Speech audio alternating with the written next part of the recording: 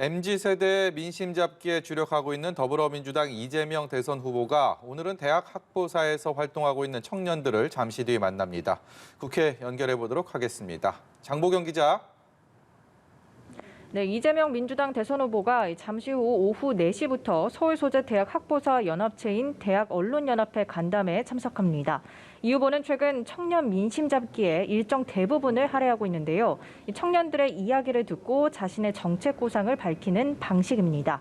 각종 정책 현안에 대한 입장도 꾸준히 밝히고 있습니다.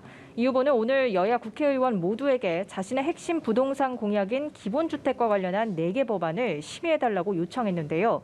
이 후보 최근 선대위 회의에서 기민함을 당에 주문하기도 했습니다. 이 후보 측에 따르면 이 메머드급 선대위가 현안 대응에 한계가 생겼다는 판단에 고심하는 부분도 있는 것으로 알려졌습니다. 민주당 지도부는 오늘 이재명표 정책 뒷받침에 주력하겠다는 메시지를 냈는데요. 이 후보가 제안한 국민통합재난지원금 당대당 협의와 관련해 야당 원내대표에 오늘이라도 협상 테이블로 오라고 촉구하면서 기재부의 소극적 자세를 질타했습니다. 여권에서는 오늘 눈여겨볼 일정이 또 하나 있었습니다. 양정철 전 민주연구원장이 국회에서 열리는 민주당 영입인재 비례대표 의원 모임 주최 간담회에 참석했는데요.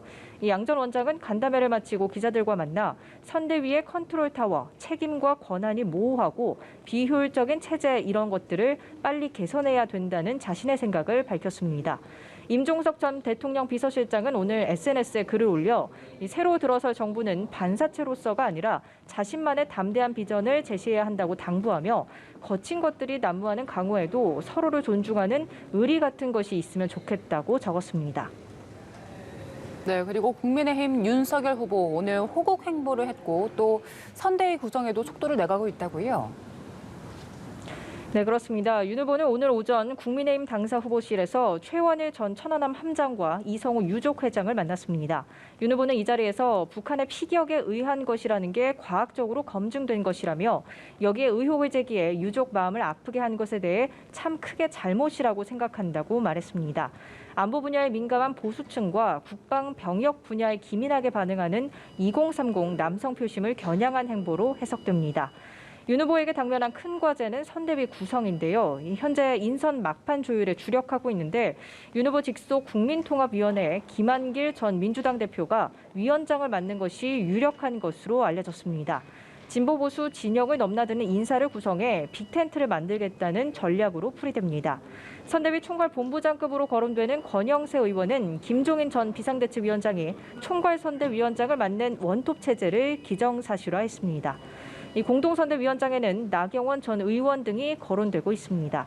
또 윤 후보가 원하는 대로 권성동 비서실장이 신임 사무총장으로 임명되고 이양수 대변인이 비서실장, 윤상현 의원이 수행단장을 맡는 방안을 놓고 조율이 이뤄지고 있습니다. 윤 후보와 이준석 대표는 애초 오늘 오후쯤 만나 선대위 구성을 논의할 예정으로 알려졌는데요. 하지만 오늘은 만나지 않는다는 게 윤 후보 측의 설명입니다. 김종인 전 비상대책위원장과의 이 협의가 이뤄지고 난 뒤에 조만간 국민의힘 선대위 최종안이 발표될 것이란 전망입니다. 지금까지 국회에서 전해드렸습니다.